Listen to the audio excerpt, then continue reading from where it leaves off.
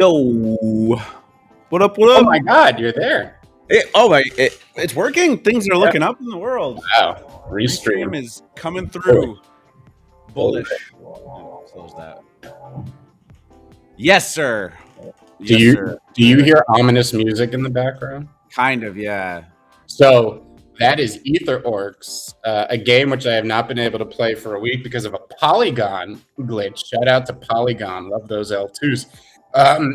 But thank you. Big thank you to Spy, who makes the Ether Orc Spy website where you could check out all the stats and stuff. But he got me out of the purgatory I was stuck in.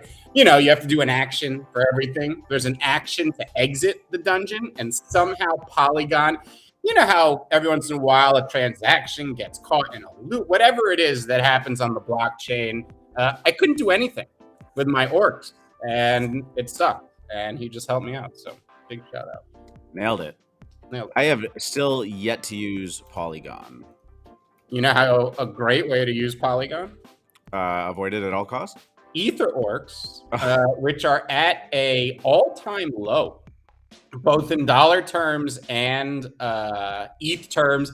They may have been about 0.1 lower. There were a few dumped on the floor a couple weeks ago, but man, this is somebody asked in the DGen dojo recently, if you had 10 ETH, what projects would you park it in? For the I don't remember what the time horizon to wait for the next bull market to come in. Obviously, that's a very complex question, dependent on your own personal situation. But if you were going to paint as wide a brush as possible, I said I would diversify into gaming. You know, Star Wolves, Ether Orcs, things like that. Gaming seems to be heating up, man. That conversation is starting to go brr, and I mean, this isn't even a Star Wolves thing. Like, I'm just saying, like, when those conversations start to pick up, we all know what happens to that like meta, right? Oh yeah. I said fine art, like art blocks, which I still think.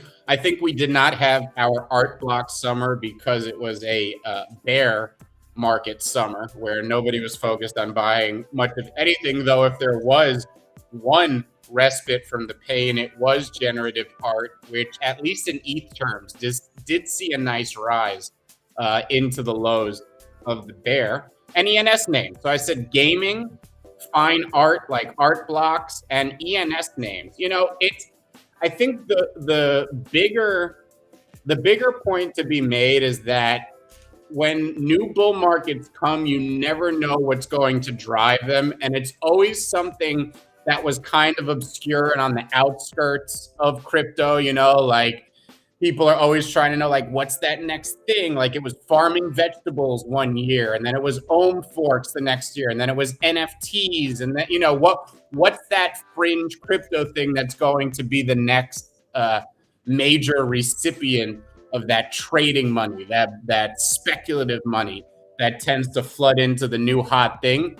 You want to be liquid for that, right? So while even if we're talking about coins, okay, we're talking about altcoins or ERC20s, etc., there are a few that I would like to hold, maybe that I would consider blue chip or future blue chip status, like as safe a bet as you could make in crypto. But I would say you want at least half, if not the majority of your money liquid for whatever that new meta is. Yeah, maybe you could guess what it is. You could guess that obscure area of crypto that's going to get that bid. But, you know, if you guess wrong, you've put all your money in a dead area. So it's best to be at least, in my opinion, 50% liquid for whatever that new thing is. So I said it's amazing to be first. It's still good to be early.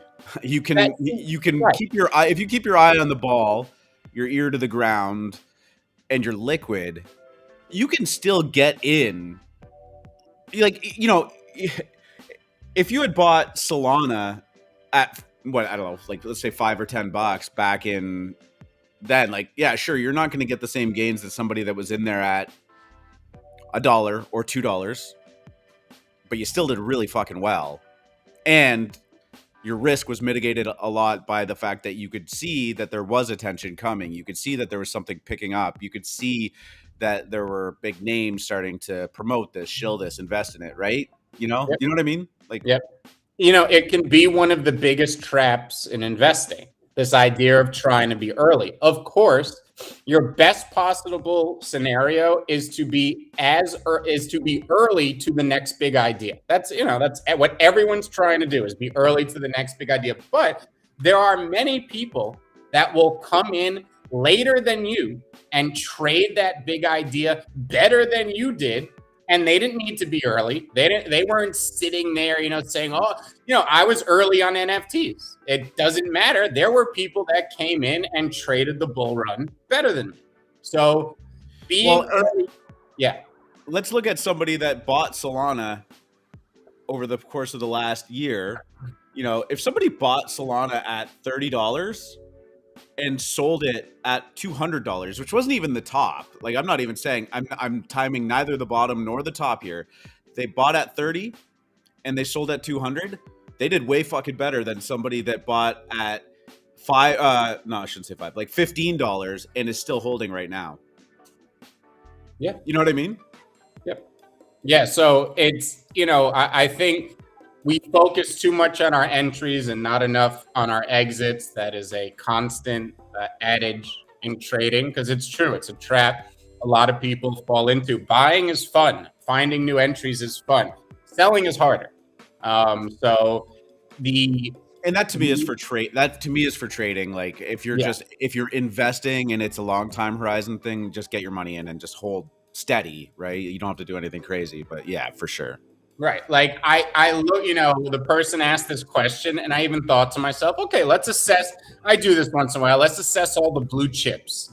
Just take a quick glance at their price action and go for a gut tell. And I was like, nothing excited me. It's crypto. Like, while you're not going to get it the majority of the time, you're thinking 50 or 100A, right? You're trying to buy things in your head that have at least the potential to go 50 or 100x. There ain't any blue chips that are going to go 50 or 100x anytime soon in ETH or in dollar terms. So that next hot thing that has the potential to do that, be as liquid as possible for that. Patience is hard. But I do think that we're going to talk about this during the show after our market segment, but ENS names heated up in a big way over the weekend. So I do think that is the next bull run, which, I mean, you can't say it's the next one because it's been quietly happening during this entire bear, but it's next. It showed itself this weekend. Yeah, and again, if you're talking about where the attention is right now, it is definitely ramped up on ENS. This is one of those things that, like, you've said it time and time again, start buying them. I didn't, but that's okay. I don't think I'm going to FOMO in now. You know what I mean? Like, and it doesn't mean that it won't go up higher for the long term. I feel like I'm late to the attention party. You know what I mean? Yeah. And look, if you had bought last night at max height, you're down 25% on the 4-digit ENS, which got up to 3 and I think are sitting at 2.5 right now. And that is always the danger of buying once you start to hear about something. And the problem with buying before you start to hear about something is you don't know when it's going to cook. You're locking up that money for who knows how long. Most people in NFTs want instant return. Mint, buy, moon, sell. And they expect that to happen in a few hours, like a video game. It's active. You want it to be happening as you do it.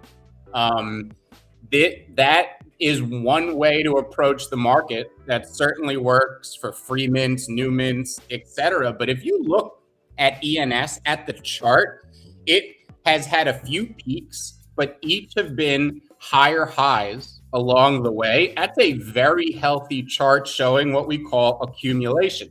Accumulation seems obvious, like something you want to see, but it takes time to bear out.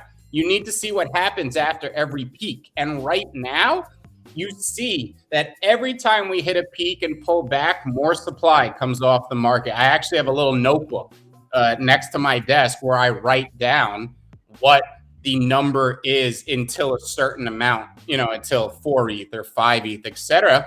And every time I check, I just quickly write down the number in that notebook and I track that. And there has just been accumulation. All right. Every time there's a pullback, more accumulation, new highs. And R2's right now.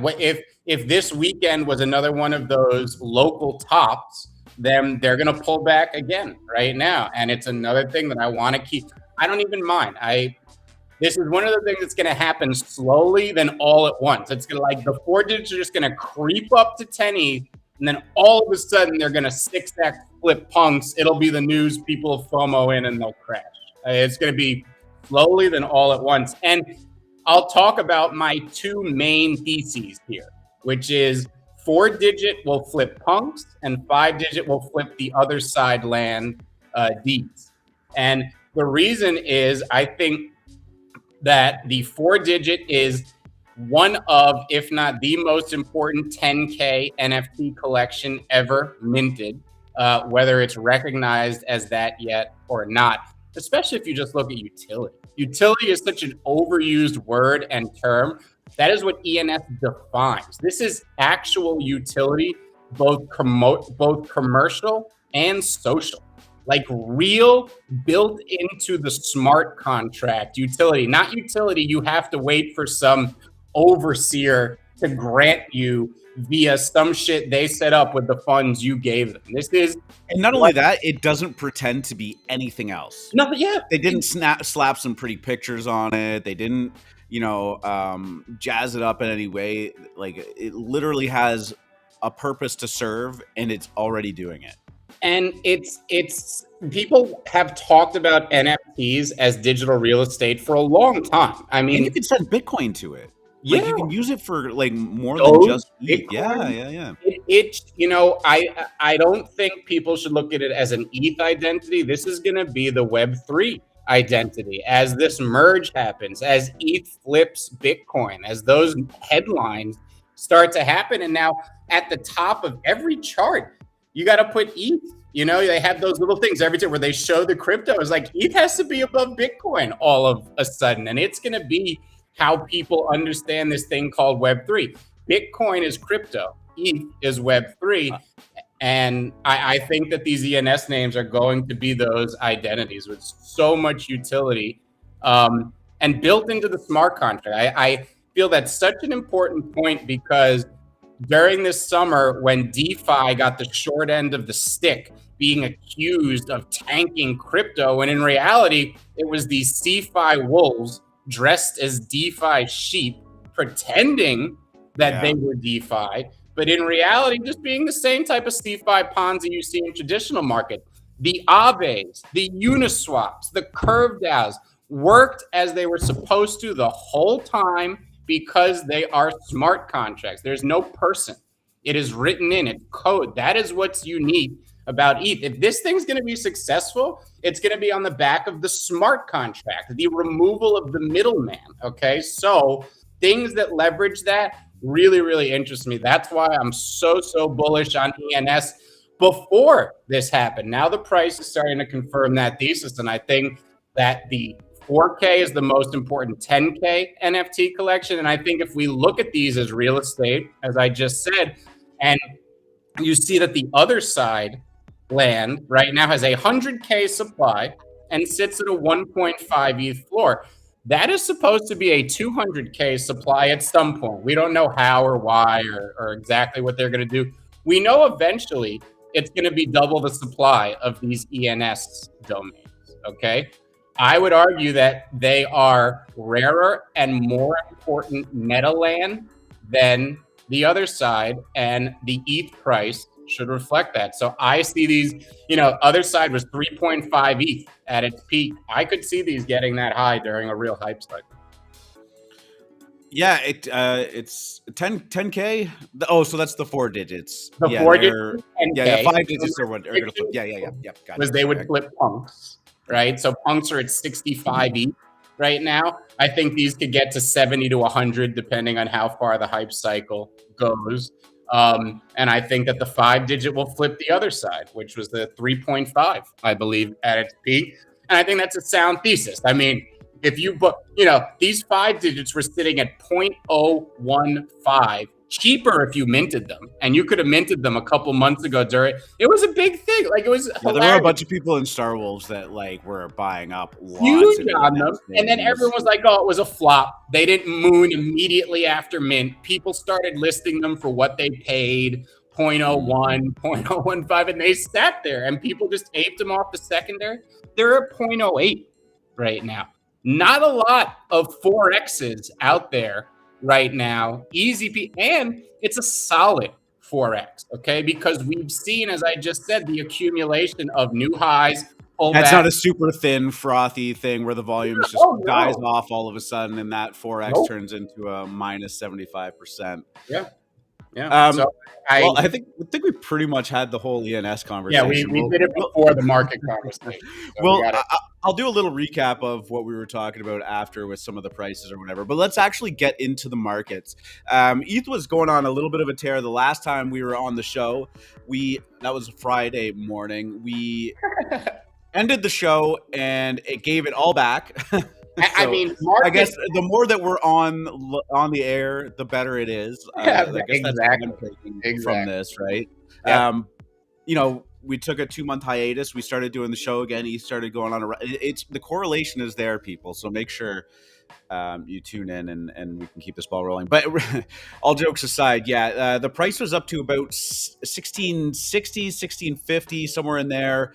Around 11 o'clock on Friday morning. We did a little bit of a guess the price exercise, what it would be when we got back on the show. I think that I picked, actually, I don't think I went back and looked at it. I picked 1725, which is definitely not the case. We are sitting at 1655 right now. We are up 5% on the day, but we've not only gotten back all of what we gave on Friday, and then some. So again, this seems to be a bit on the back of the bullish news about the merge. I have an article that I won't go into, but just to highlight the fact that ETH jumped 6% ahead of the Bellatrix upgrade and merge event.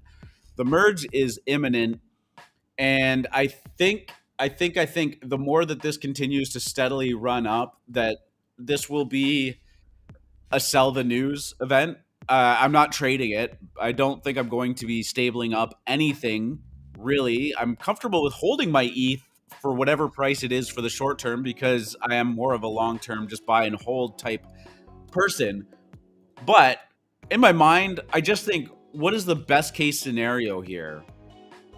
It works as intended, right? Which is the goal all along. They don't have any tricks up their sleeve for what the merge is. There's no hidden fanfare. They've designed a system. They're testing the shit out of it. They've been working on it for years and years and years.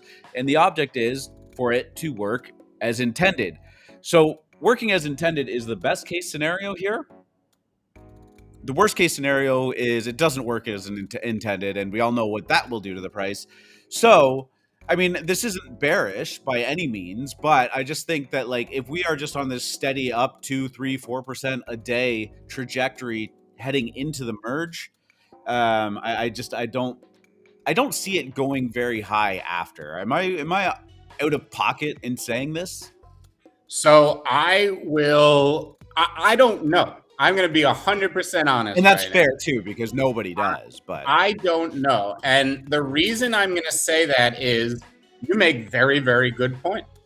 Also, I have been told by numerous articles, by intelligent people, listened to on high quality podcasts with names that you know who aren't shilly influenced, blah, blah, blah. The dynamics of how ETH works on a daily basis are about to change. Right now, every day when you wake up, miners are selling $10 million worth of ETH that they make from fees every day. So in order for a picture on this, and I didn't show it on the show Friday, so I'm going to pull this back up again. Yeah, definitely. So in order for ETH not to go down in dollar terms, in order for it to stay the same price, we need to buy $10 million worth of ETH every day just to keep it the same price, to prevent it from going down. That is what we call inflation, right? ETH is inflating, all right? And we need buy pressure to absorb that. After we merge and switch to proof of stake, that $10.5 million of sell pressure flips and becomes $8.2 million of buy pressure. That means you, I, the buying public, funds, etc., need to sell $8 million of ETH every day to prevent the price from going up. That is, if this is accurate, and the only reason I say if is because I am a big proponent of efficient market theory. Some people like to say they're not efficient. I believe they are.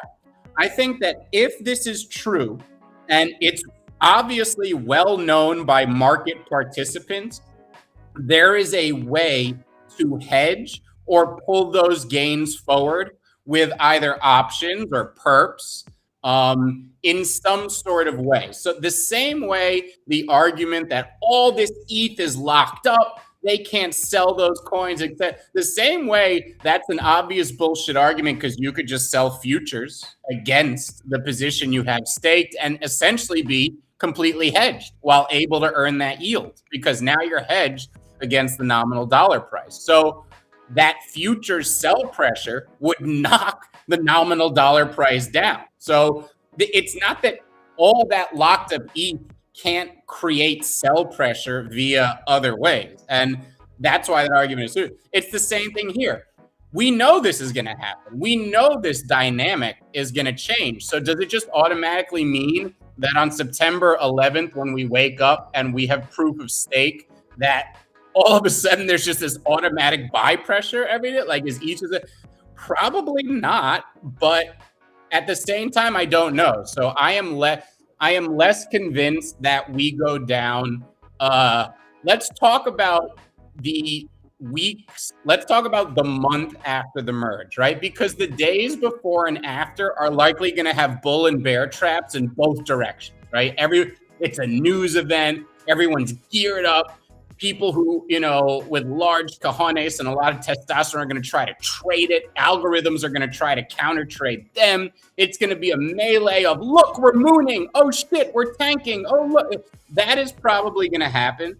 I do think net, we are going to come out of it and go up. And that is from a technical standpoint. So talking about if we were just looking at the chart, removed all the news from it and just went with technical analysis, until we take out the 1400 lows, we're in what's called a bullish ABCD wave, which I do expect to resolve somewhere between 2550 and 3200.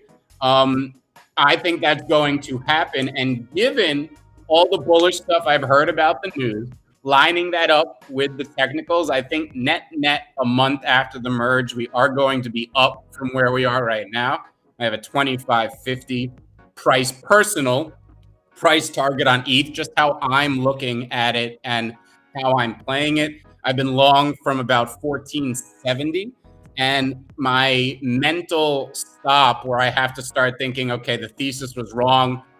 We got to take our chips off the table and reassess would be if that ABCD wave is negated under 1390, I think is the exact level. So just watching that 1400 area on ETH, as long as we're above it, my bias is bullish. And I think that the supply crisis coming from the merge, if that is true, is one thing that's going to fuel it. It's going to be an exciting time regardless, just again, because, and we've talked about this ad nauseum, so we'll wrap up the merge conversation and there's going to be more to talk about. But this has been, 6 months away for the last 5 years. So, I'm pretty confident that they're going to get this right. This isn't just a rush, quick hot fix or something that they're deploying and it's like, oops, shit, you forgot to a decimal point or, I forgot to put an equal sign somewhere. There's a lot riding on this. And, you mentioned big cojones. If Vitalik is behind the wheel on this, he's probably steering the ship. Well, right. This is his baby. we to be fair, we don't know if he has huge balls, just a gigantic shaft. So yeah, far, true. Yeah, you photographic. would assume some proportion in there, but you don't You you don't never know. know. You don't You know. never know. Not everything is created equally. In terms of crypto, Bitcoin actually just sitting below 20K right now, That's the barely story today, my friend. barely up on the 24-hour, down 3% on the week. The remaining crypto kind of in the top 25, some things up, some things going sideways. It's kind of just a crapshoot. Cardano doing great on the week, but not on the day. Solana's actually doing pretty well on the day, but not on the week. It's almost like we've not only decoupled from the S&P, which I'm just really quickly going to check in on, is about sideways today at 3920, but it's almost like all of these different cryptocurrencies have decoupled from each other too, and like everything is kind of just reorganizing, reshifting. Cue the merge. We are getting dangerously close to ETH for the first time ever, flipping the market cap of Bitcoin. The total market cap 380 billion on Bitcoin, 200 billion on ETH. If the merge goes well and the price responds well and that buy and sell pressure dynamic flips and Bitcoin has a lack of kind of bullish short-term news, the way we see it moving now, if that continues for just a couple more weeks on these little 5% a day here, 2% a day there, down 1%, we could be moving into the flippening, which, I mean, you can go back and check the receipts on this show. I said would never happen. I definitely don't believe that it will happen in terms of like 1 ETH equals 1 Bitcoin, the flippening. Some people say that, totally different dynamic there. But, the ETH to BTC ratio is really going on a run. We're at 0.08 right now. And this is a chart we almost never pull up. All-time highs, except for that crazy run that was in the summer of 2017, this is where I entered crypto.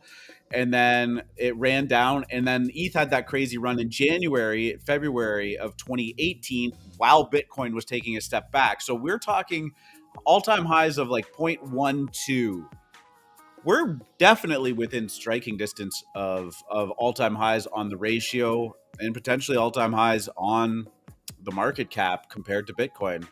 And I think when that happens, you're going to hear free market giving me the finger for a week straight. Well, I think you left one major thing out of that equation, one big factor, and that's macro, right?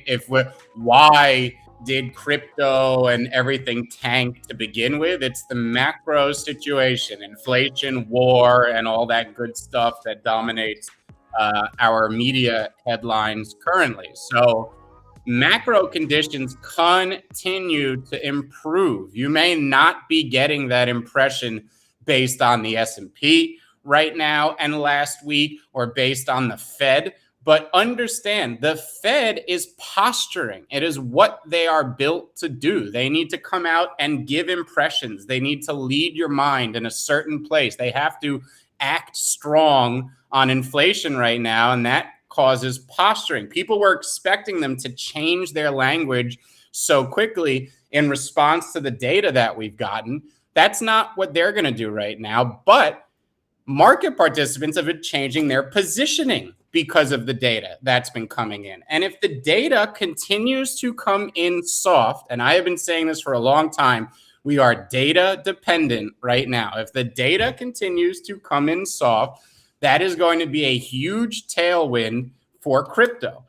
Right now, the best barometer of risk is ETH. And certainly you could say that the merge is why it's up so much.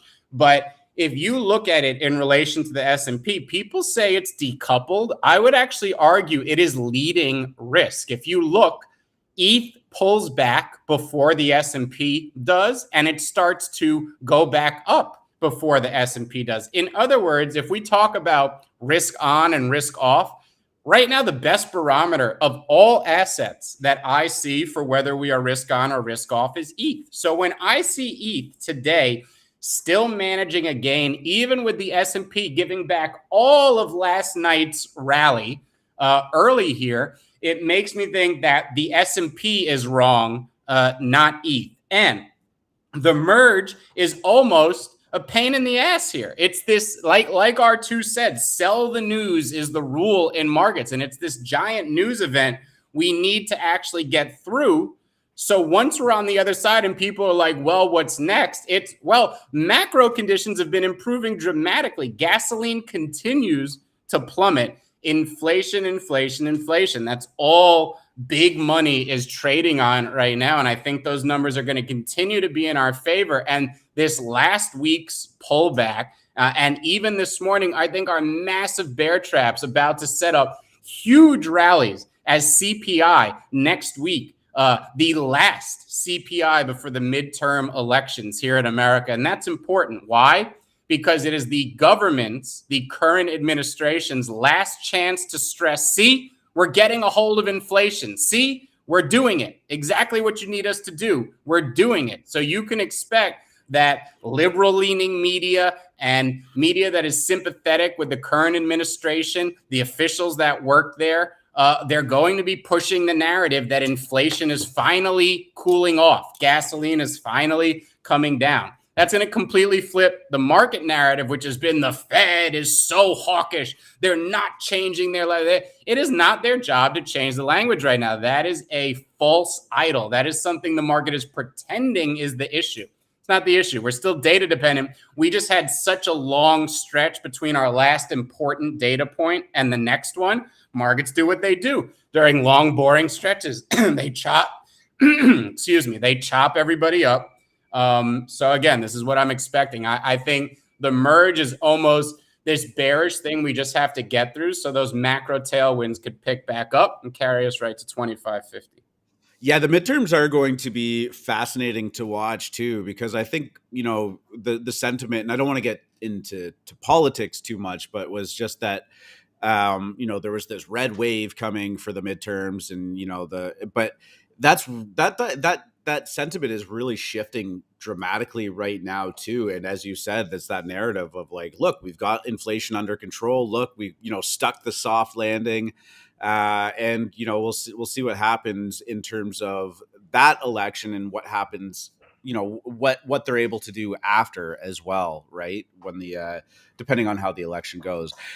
I try to follow American politics as much as possible. I find them infinitely more fascinating and important than Canadian politics. Sorry, Trudeau, if you're watching this, but the midterms is something that I've never actually paid that close attention to. And this year, I think I'm going to dive a little bit deeper into that and really kind of get a hold of it. And here's kind of my thesis.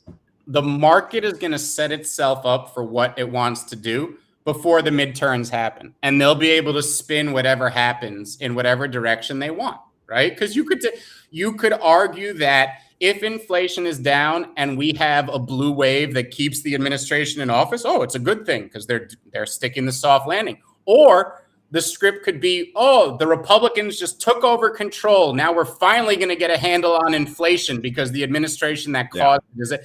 You could spin it any way you want. So the market will set itself up how it wants to beforehand. And I have said this all along. People were expecting a bearish fall, right? We would have a big bounce in August and then a bearish September and October. I thought it was going to be the opposite, right? Just because that's how markets like to do that. And it lines up perfectly with October 24th seems to be where all these ABCD waves that both the S&P, the NASDAQ, and the coins are in would resolve themselves. That's right around the midterm elections. Would be a perfect sell the news situation. So I would expect here where everyone is so bearish and things are just going to get worse and all that, the market to trick everyone, reverse, start going much higher into the elections and then just destroy it right afterwards. Just as everyone finally goes, oh, maybe we were wrong and we're out of the woods. It's just what I see coming. The market is a cruel bitch sometimes, and I think that's the point. Yeah. Cruel. There are some. Is that what they say? Well, it's actually a dirtier saying than that. It's that the market is a whore. It tries to fuck everyone, but that's a naughty saying we try not to use. Yeah, got to bleep that out in real time. Can't do it. No, it's all good. Perfect.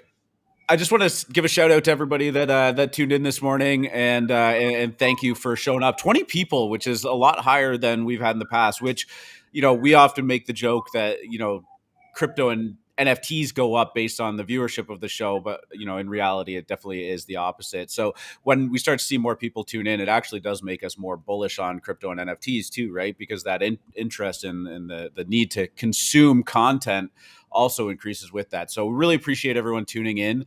We're not finishing up yet. I know that probably sounds like I'm wrapping the show up, but I just wanted to give a shout out to everyone that is in the audience. And if you are tuning in a little bit late, we kind of did a switcheroo on the show today. We just started talking about ENS earlier. It was one of the big topics we had. Normally we do the market update and, the crypto prices and stuff first. So a lot of the conversation that we had already took place before that, but we will get into ENS kind of updates as well. I've never actually really taken a close look at this ENS.vision site that you sent me. I've definitely seen it thrown around and whatnot, but also a very cool way to kind of get a handle on what's going on in the ENS things. Boy, what a weekend it has been for the Ethereum name service. The 10K Club, which is the 4 numerical digits .eth, has really gone on a run. Right now, I believe it is sitting at a floor price of about 2.4 ETH. The 5 digits also going on a run. Right now, 0.06, 0.07, as Free Market said earlier, those were basically free for the picking at 0.01 not too long ago. But again, everybody is talking about ENS. Everyone's buying it. It's getting its own hype cycle. And in the midst of this NFT bear market, it really is commanding almost all of the attention that in NFT gaming, which we'll talk about again as well, but is killing it. And I think this goes back to, in a bear market, people have lots of time. They're digging into things. They're looking for things that are going to survive, that are building, that are growing. And as Free Market said in the pre-show, ENS is utility defined. It's not pretty pictures. It's not a profile picture. You don't see people with it in their bubble on Twitter. But what you do see with it on Twitter is their actual name .eth, right? Incredibly powerful, not only for Ethereum, but also for ENS. And it just works. It's a revenue generating service that people are using, that you can send your ETH to that address. You could send Bitcoin to it if you set it up properly. You could tie it into what you think is going to be a metaverse type discussion. Let's talk about that, because that is, something that I think we can get a little bit deeper into with ENS. Yeah, I have talked about the comparison to the other side, because NFTs is digital real estate.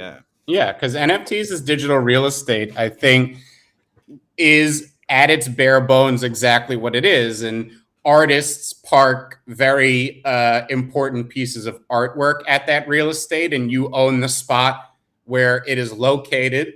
And you would trust that artist to never put anything else in that spot except the piece of art that is supposed to be there, right? So that's essentially the type of NFT that we are used to and trade. But you have heard often how this is just the base case. NFTs are going to change our world. They're going to do so much more. Every valuable asset you've ever heard of is going to be attached to an NFT. And sure, those type of predictions tend to be met with pessimism. And, that's so far, you're overthinking. This is why it couldn't work. There's all that. But this is the first big move in that direction, right? I talk about the coins like Uniswap, Curved Out, and ENS, the ENS coin as well, because they're revenue generating. At any point, they could decide, well, we're going to start funneling that revenue to coin holders. I think the only reason they don't right now is because of regulatory uncertainty. But that is something that could be happening anytime that they decide. And ENS has built-in utility because of its smart contract. And that type of utility feels a lot more like an actual address. We talk about real estate, right? You talk about your house. Your house can receive checks in the mail. You can receive information in the mail.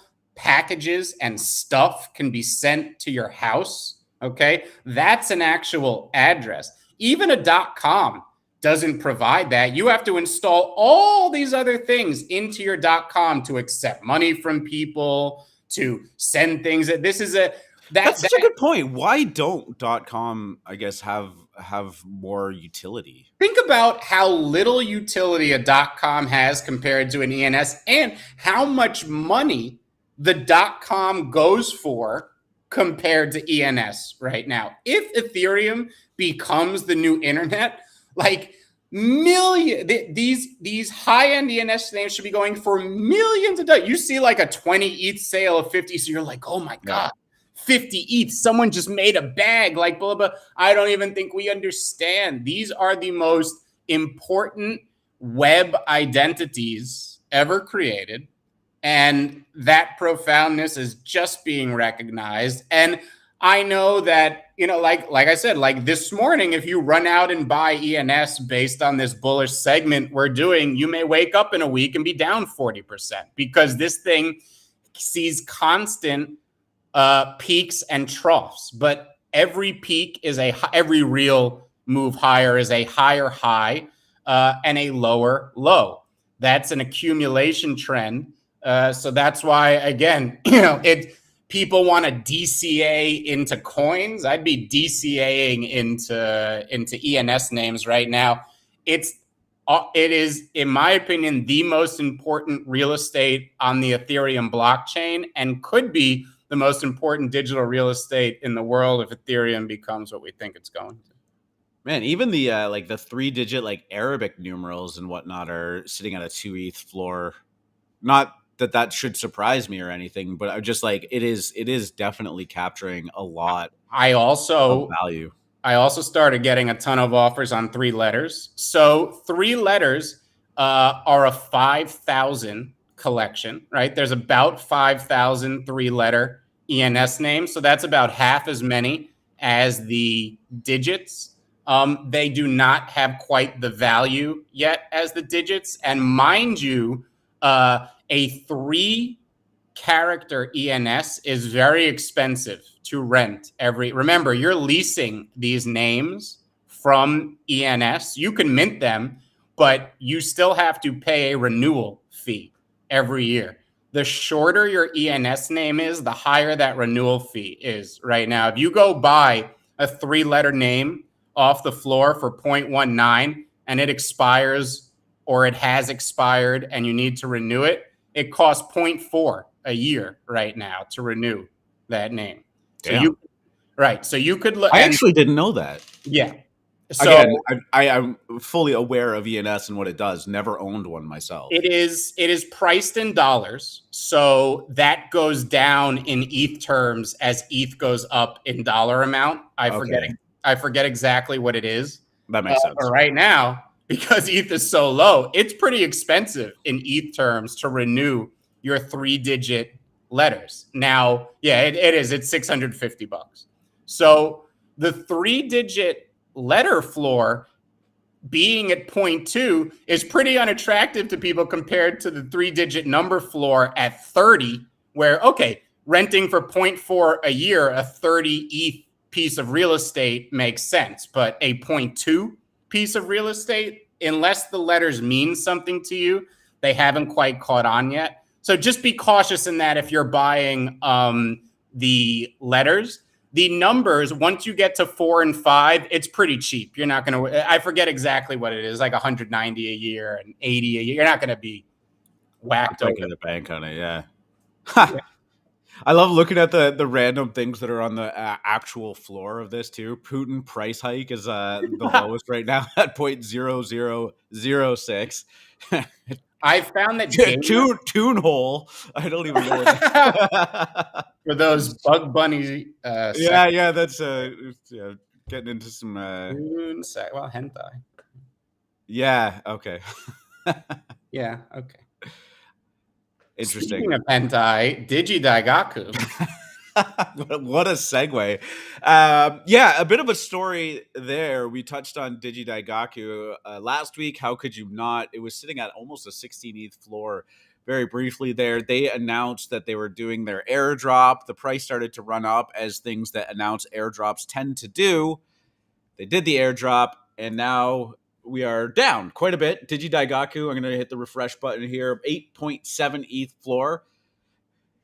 Still nothing to shake a stick at, I guess, as they say, considering this was a free month a mere 3 weeks ago. But yeah, down from 16 ETH after the airdrops, and the airdrops have a tendency to do this. We were actually talking about it in our pre-show call before, and we were, talking about what projects actually really succeed after airdrops.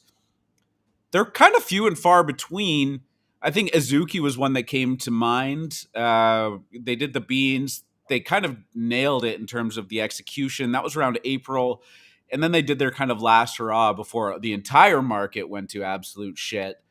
But down from 16 ETH is quite a bit. These spirits, which is what came out of them, are sitting at 3.5 ETH. So even when you add those two numbers together, a lot of value has been lost out of it. Kind of hard to say what actually happened here. And I'm not saying it's a disaster. This is you could say that 16 ETH was kind of maybe getting ahead of itself anyways, and it was due for a bit of a pullback. But when they announced the spirits, they basically said you're going to need a spirit to turn your Digidaigaku Genesis into a hero. And then he basically said on Twitter in his loud proclamation type tweets that he's been doing, that's Gabriel Layden, don't sell this, and you're not going to be able to do anything with this for a while. And I think most of the people that were playing the airdrop were like, oh shit, well, like if I can't sell it for a while, or I can't do anything with it for a while, and he's basically saying don't sell this, like what's the point here? And I think it caused a little bit of a dip in the floor price. I don't think that Limit Break or Gabe actually really give a shit about the floor price at the end of the day. But it was just it was an interesting thing to me that was like, why do the airdrop if, you're announcing that the utility is still quite a ways away in terms of this. But the cult of Gabe, the cult of Digidaigaku seems to still be very, very strong. Yeah. And I think that as we said, I think the last airdrop where you saw a massive pump afterwards was Azuki, but that was them being a beneficiary of the perfect moment in their hype cycle during NFT LA when they had the big party. Wiz Khalifa? Yeah, exactly. And just a perfect time in the NFT market. So that really worked out for them. I have seen it. You always get this type of debate over airdrop, like airdrops, companion collections, next generation collection, like they are just never, ever going to be received wholly good. Like there's always going to be a contingent or half the market that complains because even during the bull run, we would see that at best, you would just remove that value from the main NFT. So like if Doodles were 11 and they released a companion, it would fall to 7 and the companion would be 4. And you'd be like, okay, the value was moved over to this other thing, which is fine with me for now. And I didn't lose anything, but that was a lot of times your best case scenario with those type of things. Yeah, and the holders have a way of kind of fractionalizing this supply so that they can sell something, get some value out of it without selling the base asset, which is, worked to great success for particularly Yuga, but a bunch of collections have done it really well. It's also, I think, ruined a bunch of collections that did not do it particularly well. Right. It's this need to do something next or add value, and you're out of, these are NFTs, right? The most obvious answer is more NFTs, but we know that increasing your supply can have a negative effect on price. So here we are with you saw it after oddities. You see it, with and Moonbird's doing well again too. Little bit of heat over there in the proof ecosystem. People seem bullish over there after a little controversy the last few weeks, but tend to see that with airdrops. I think for now. What did you think? The oddities released when we weren't doing the show. What did you think of them? It's Gremlin art, so it's a unique style. You like it or you don't. If you like Cryptodes, you probably enjoy these.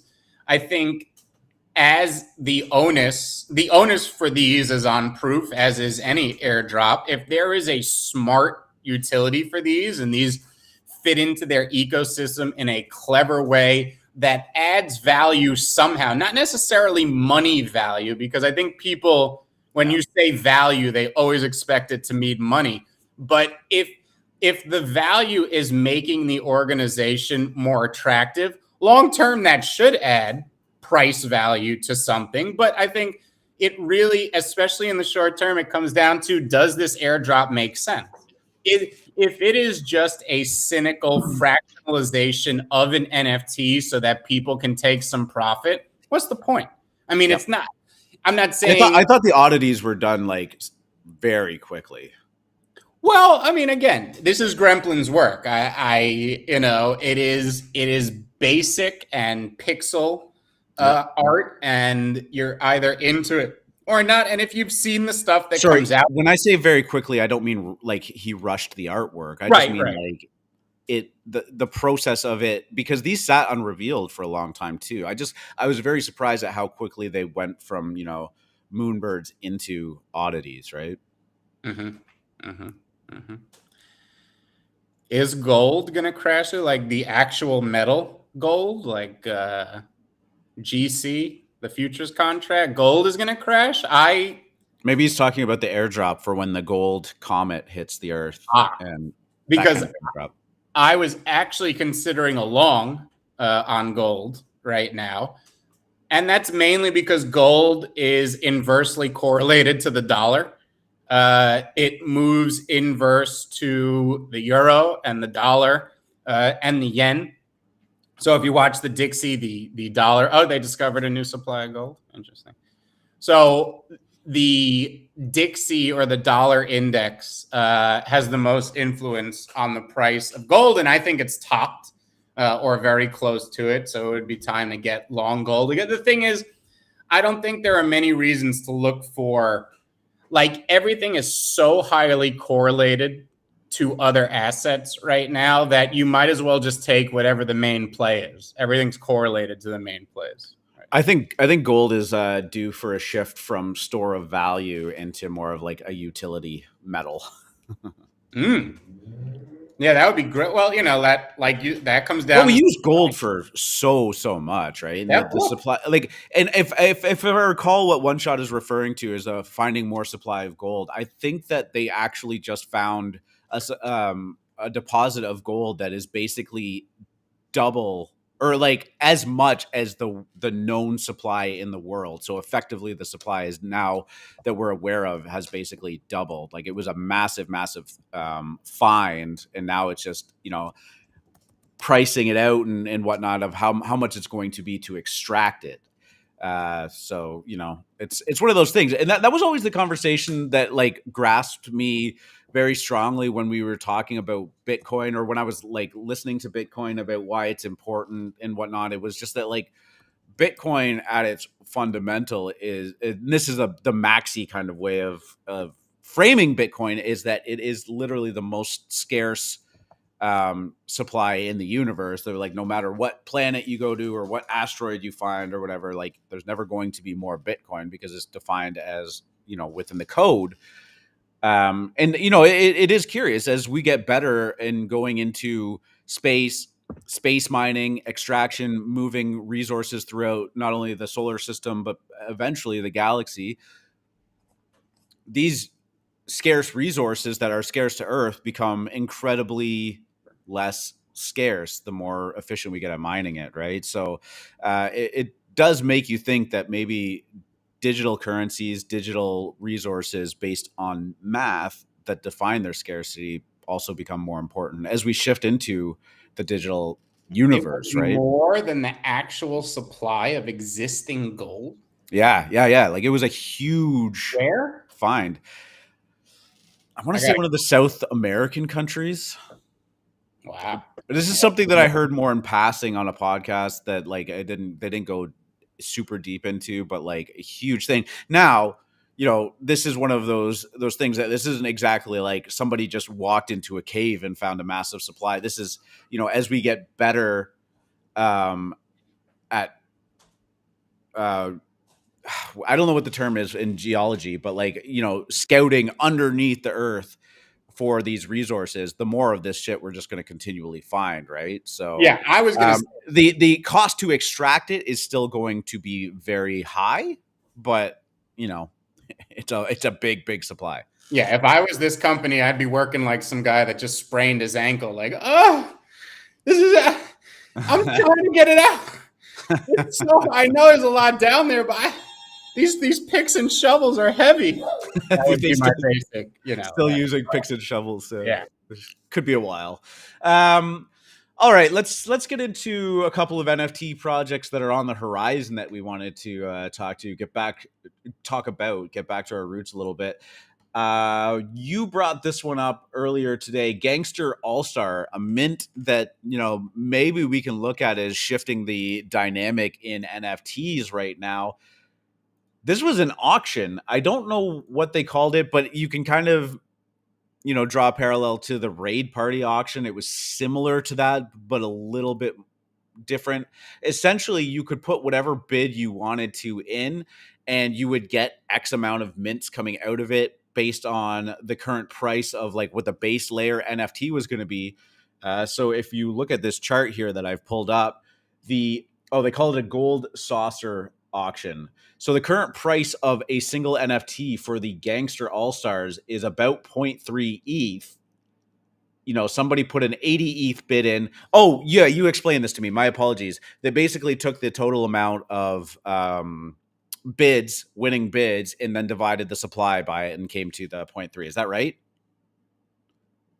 Yeah, exactly. So there's a certain amount, right? There was 4,444 available. It was an open auction, and you can keep adding ETH to your bid.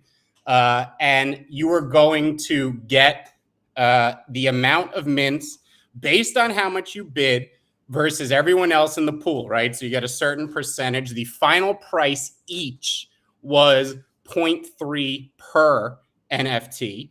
And that ended, I believe Cocoa Bear was the winner with an 80 ETH bid, and he got 266 mints for that.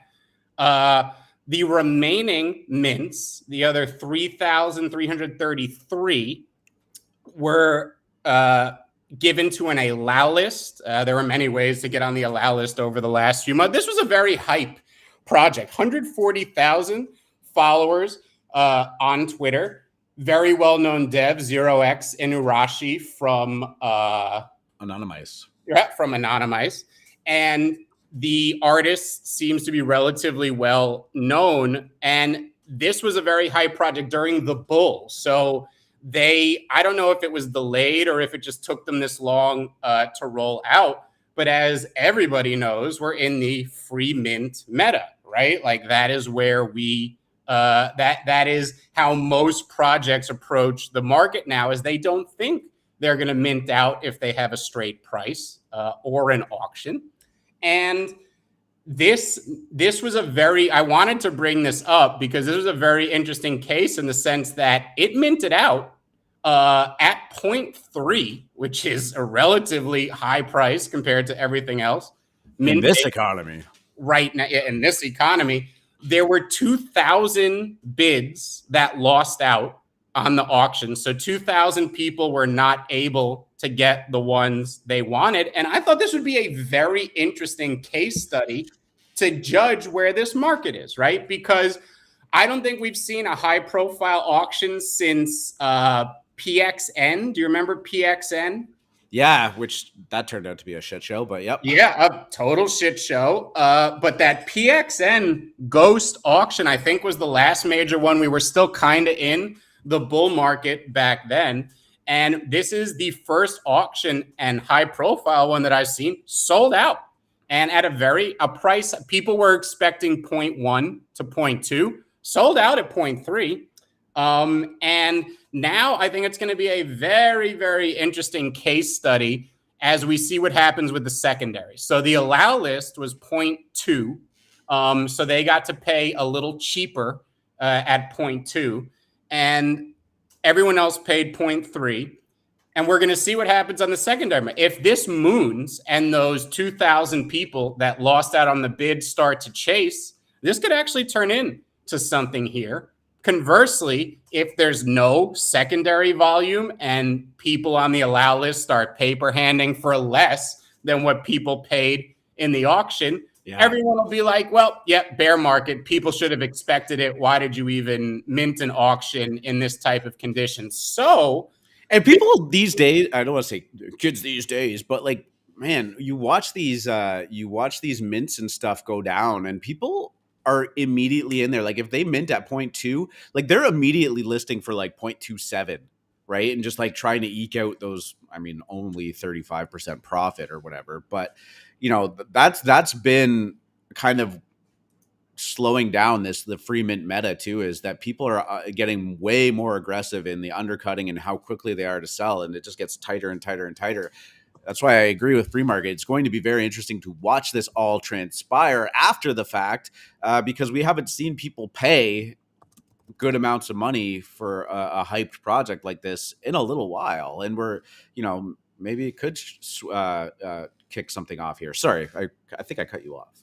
No. That was basically it. I found this fascinating given the market we're in, and I think seeing how people respond here is going to be so interesting to me. And even if it doesn't revive an industry-wide bull market, can we still see a nice cook in something that, you know, this didn't catch anyone by surprise, right? Like this has been around for months. It was very hyped. It was an auction format, which people hate, and it minted out at 0.3. Could this be another Azuki, or is this going to fall to 0.05 and we're going to forget about it in a week? I am very curious to see, because I don't know if you would show, I didn't actually know this was happening, but had you shown me this on Friday, would I have predicted a mint out? I don't know. What do you think then, just as like a, you know, fun kind of exercise, NFA, not aping into this, like how do you think this market responds? Like if you have to dig deep in your bag and make a prediction, don't even need a price prediction. I just mean higher or lower. Yeah, I mean it's hard to. I am very, very divided.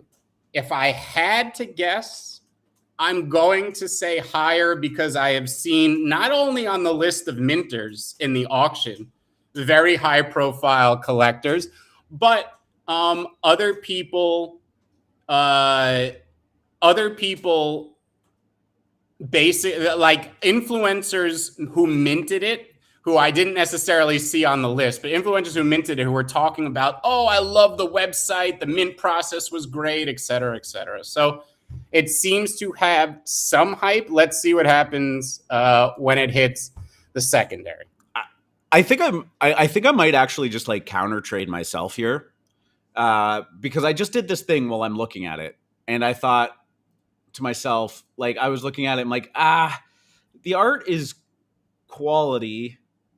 It's unique for sure. Like even if you want to just like frame it in like the anime kind of realm, like it's definitely got its own style. And this is one of those things where I was just like, I don't really like it that much. And then I was like, fuck, every time I say that, like it's just like, I think I said that with Azuki. I'm like, yeah, you could tell that they're good. I just don't like it very much. And there's something I think with me that is just like, I don't like anime that much in general, but like every time I say like, oh, it's quality, but I don't like it, like it seems to do really well. And the other thing that I'm wondering too is just like, is there just an appetite for some form of like almost normality in terms of like how NFTs used to be? Because there's a hint of that here. Sure, the gold saucer auction or whatever the hell that was called is a little bit of a deviation from the norm. We don't always see auctions that, you know, move away from the normal mint process do particularly well. But I mean, it has a well-known dev. It has a well-known artist. It was hyped, and it managed to mint out in this kind of market. I don't know. I mean, I'm gonna be watching this, and if they're around either of the mint prices, I might actually pick some of these up. I don't know. I'm again, this is my own play, and it's just one of those things that, like, I look back on how I used to trade. I will say, not particularly well, and I was like, this is one of those ones that I'm like, yeah, I'm not touching it. Now I'm thinking, like, I wonder if I should ignore that human instinct, you know? Yeah, just from a subjective point of view, I love that art. That art is quality and cared for. So here are some questions that are going to be answered. Is the market craving quality like this? Like, this is obviously a cared for project with a high profile dev and, you know, yada, yada, yada, yada. Is it does the market want this, right? You know, this could be better than Azuki on paper, but it doesn't mean the market wants it. Doesn't mean it's going to moon. Oh, it is side profile. Okay. Yeah, side profile. I just saw all the sneak peeks and stuff that are very front profile facing. Yeah. Okay. Yeah. I mean, I love the art, and I think they can go higher in a vacuum. I could not tell you where this. I guess we could say this: the market can support cooks, right? It can support. Yeah. It can. But what is the formula for the, right? Like right now, it's obviously, and it's always this, but more now to an extent, it's virality and influencer based, because whatever's being talked about, there's so little that whatever is the main conversation literally sees all the flow. There's nothing else distracting from it. So it's very dependent on that. And I just don't know. I'd call it a coin flip in my mind. This can catch some virality, especially if the reveals are fun. You know, it's great art. Let's see how they do with 10,000, you know, whatever it is, 7,000 of them. Like, I know we always have the debate about whether art matters or not, but there are just that when that art just hits right, people just want it. We can't discount the fact that people want pretty things that look good and make them feel good. So we'll see if it fits that. Just as like a complete side conversation to get into then, because you bring up that point of like, does art matter? There was that really fascinating discussion going on Twitter for a little bit with Kobe that basically said these are just altcoins with pictures attached to it. And boy, NFT heads got pissed at the thought that these were, you know, fungible altcoins that you could trade in the same way, because, you know, and he kind of went back and said, I don't know why you guys are so upset with me saying that. It wasn't a knock on it. If anything, you know, maybe the pictures do matter a little bit, but the gist of what he was saying was that if you go and buy 10 of these off the floor, it doesn't matter what the traits were. It doesn't matter, you know, what you think of them and whatnot. You are just trading the fact that these are the cheapest ones, like you would in an altcoin, and you'll sell them as the cheapest ones in the future. So does it matter that this one had blue hair and this one was smoking a cigarette and this one had a samurai sword? Not really, which in turn then kind of makes them pretty fungible, right? Yep. Now, that's not to say that there aren't rarities involved in this, or that you can go rarity, you know, shopping and find some near the floor and flip them for a higher and whatnot. But man, people got pissed when he said that. And he's like, that wasn't really my point. But at the end of the day, if these art altcoins with pictures, then yes, I do actually think that the pictures do matter, right? Yeah. And the token isn't fungible. I mean, whatever you attach to it, I mean, the token remains the token. Correct. But the way that SudoSwap now is working with basically liquidity pools in NFTs, like, they are at their base level somewhat fungible. Sure.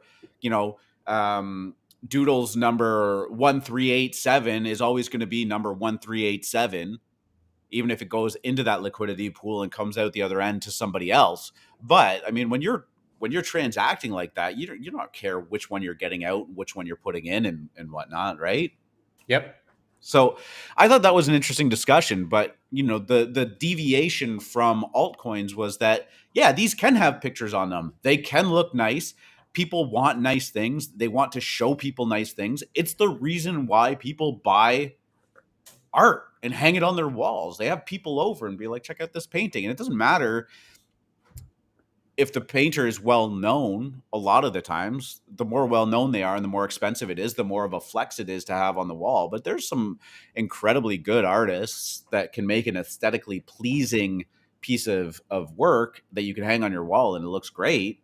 You know, you're not trading that like an altcoin. And, you know, the aesthetics of it does matter. I do think in the long term, projects that put out the quality art that clearly have some kind of process and skill in their craft are definitely have a huge leg up in the longevity of, you know, even if you just want to call it an investment, right? Like it has to. Yep. And, you know, art can be subjective as well, or can be objective as well. You know, I think that gets lost a lot of the time too. Yeah, no question. Speaking of good art, you also brought up this Ether at Ether on Twitter, but the Ether project 10,000 by, what was that, V3 or V3, I guess. I don't know. 8? Is it 8? Huh? I think it's 8. Oh, maybe he's 8. Yeah, I wouldn't. Yeah, I'm like, oh, Roman numerals. Especially given that it's the good luck number in Asian culture. So. Yeah, not to be confused with 888. But yeah, you want to give me the lowdown on this project because you brought it up. Some of the teaser art. I'm assuming this isn't going to be what the NFT looks like, but a very, very well-known anime manga artist / designer named 8 or V, or we're not quite sure. He has a very hyped upcoming project called Ether. This is some of the best art I have ever seen in the genre.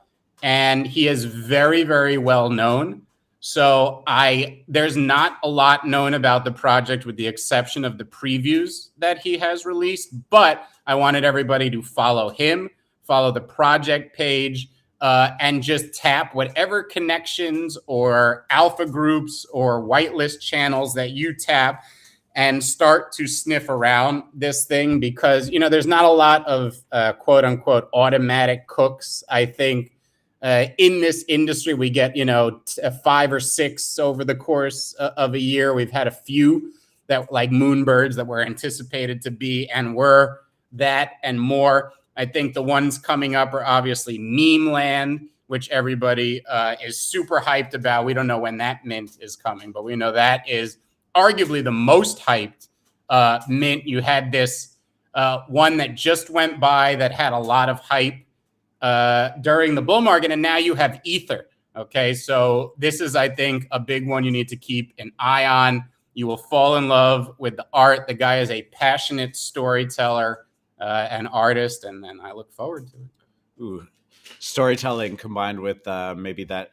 I always inclined to say anime meta, but like I just don't think that does it justice. Like I think that, you know, there's a couple of I mean, air quote here, niches that aren't really niches. They're a lot bigger than that, that transcend the word meta. And I think that anime manga style is absolutely one of them. The other being gaming, right? And yeah, shit. I mean, these look good. I know there's some chat going on here. One shot saying he's been following this since they appeared on Twitter, but they are mysterious.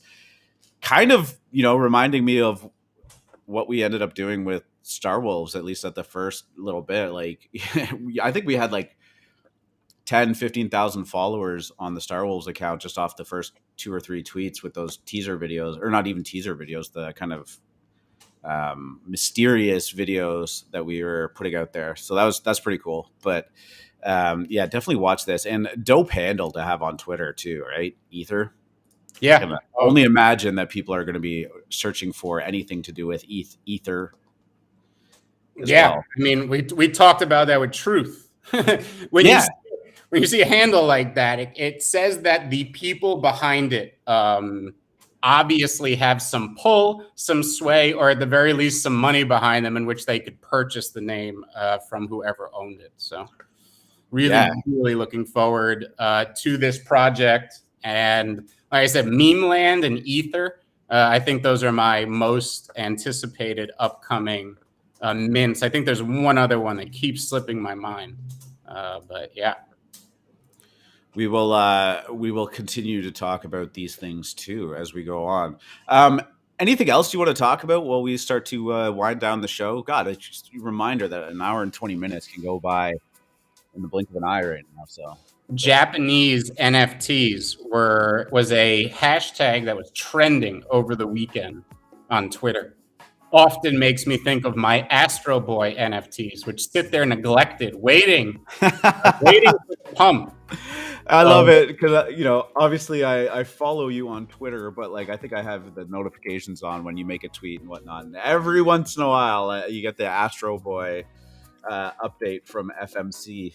Well, I know that it's only a matter of awareness. Okay, these are an important collector's item for people who are fans of Astro Boy. And what is that collection called? That is called Fragments of Tezaku Okamu. And the Astro Boy floor is non-existent. There's like only 20 for sale, and they go from 0.1 to 5 ETH for no reason. It's just because nobody has them listed or anything. And again, this I feel like this is the type of thing when NFTs become a mainstream popular thing in Japan. Let's say, it catches fire and it's making Japanese. This is the exact type of thing that they would turn to and say, oh, this is the type of collectible I want to own. There's 3 different comics in the collection: Astro Boy, Blackjack, and then one other one that slips my mind. But anytime I see them at 0.1 or less, I tend to scoop them up. Most of them are at 0.2, and there's a few at 2 ETH and 5 ETH.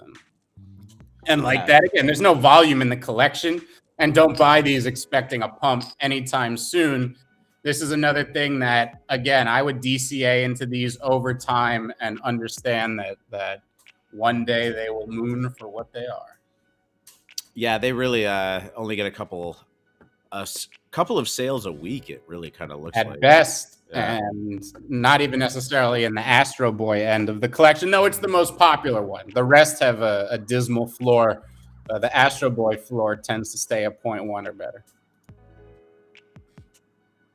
And brief update for everyone. After starting the show with markets looking like they were going to rally pretty nicely to an opening candle that saw a major tank in the market, down to new lows even versus last week, have now been bought up handily, with, again, ETH leading the way. ETH never participated in that little morning dip that traditional markets tried to force.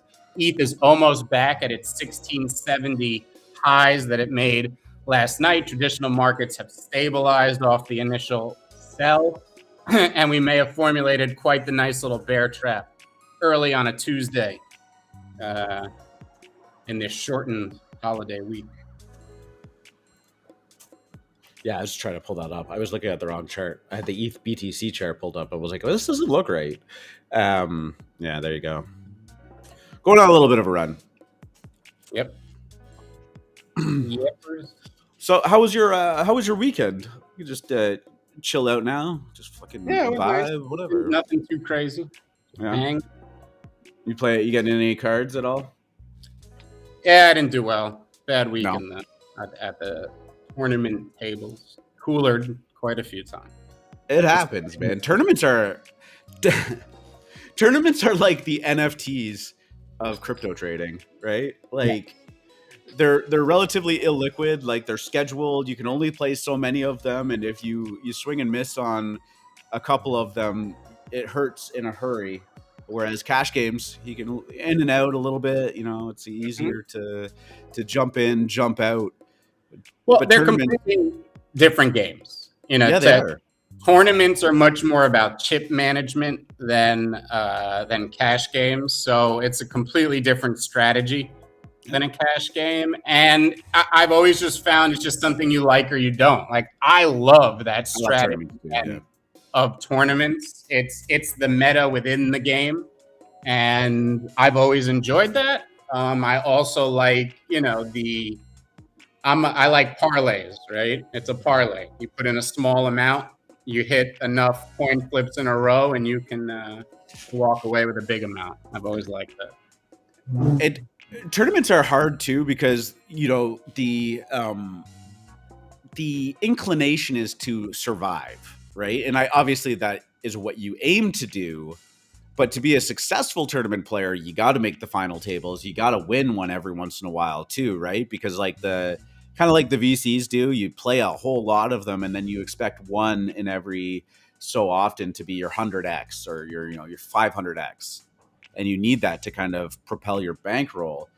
But you got to play against yourself too, because as you approach the bubble, your goal is to just survive. But the really, really good tournament players are the ones that get more aggressive to build that stack because they don't want to just make the bubble. They want to win, Yeah. And that's a difficult talent for sure. Yep. No question. Yeah, I went golfing this week too. Very happy with the drive. The irons, no good. Tough one.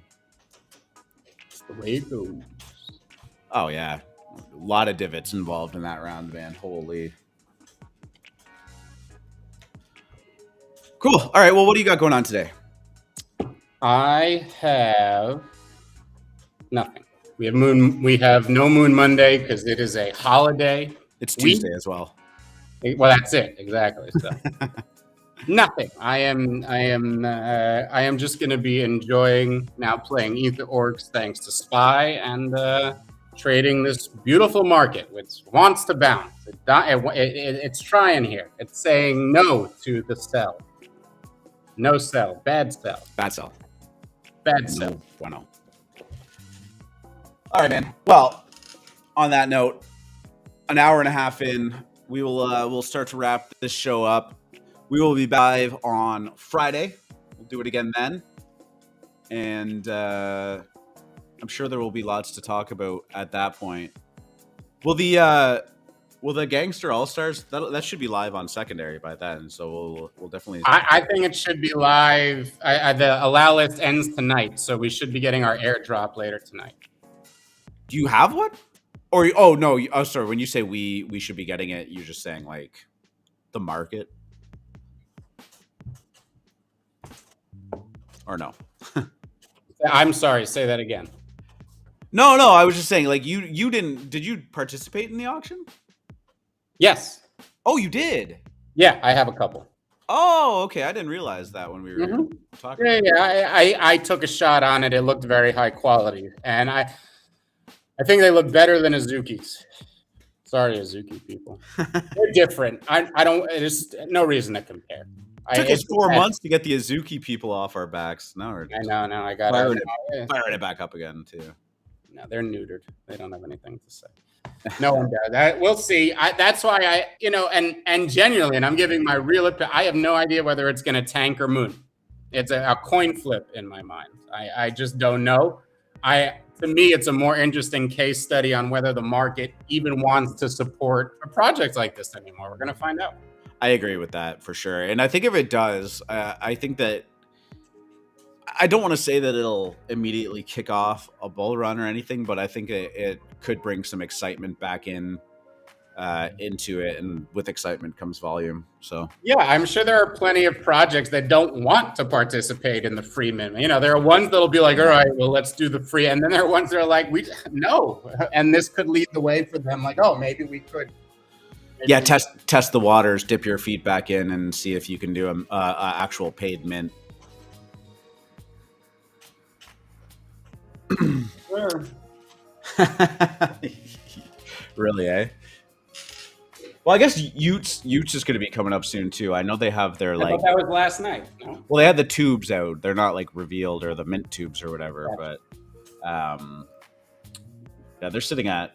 I hate the conversion of like Sol too, because I don't know what it means. 148 sol floor, which is $4,500, 2 ETH, 2 and a bit ETH, 3 ETH. Yeah, almost 3 ETH. Damn. Oh well, they're doing well. There you go. Congrats to anybody that got on that. Do we know anybody that got on the Ute list? Man, there were a lot of people trying to get on that. I don't think I've heard anybody that I know that got on it. So, all right, my friend, we'll wrap the show up. I just want to give a huge shout out to everybody that tuned in today. Always appreciate the love. It's always fun to have a good chat rolling in there, talking about what's going on and keeping the conversation going in there. So we definitely appreciate all of your engagement in that regard. Like I said, we'll be back on 9:30 Friday morning to do the Friday version of the AM show. This will all be recorded and up on YouTube. So if you tuned in late, we talked a lot about ENS, particularly at the beginning of the show, talked about the macro markets, the merge, the potential flippening of ETH and Bitcoin. Very exciting times for the ETH maxis of the world. We got a little bit more into Digi-Daigaku and kind of the dynamics of them airdropping so quickly and kind of fracturing their collection a little bit. Didn't respond super well, but still doing pretty good in the grand scheme of things. What else we talk about? Gangster All-Stars, the weird auction, the gold saucer auction, I think they called it. At Ether, the Ether project that's kind of poking up and being very mysterious. Lots of good conversations. Tune in on Friday. We'll love to have you. Free market. Love you, dude. Get us out of here. Good luck at the tables, Dujan.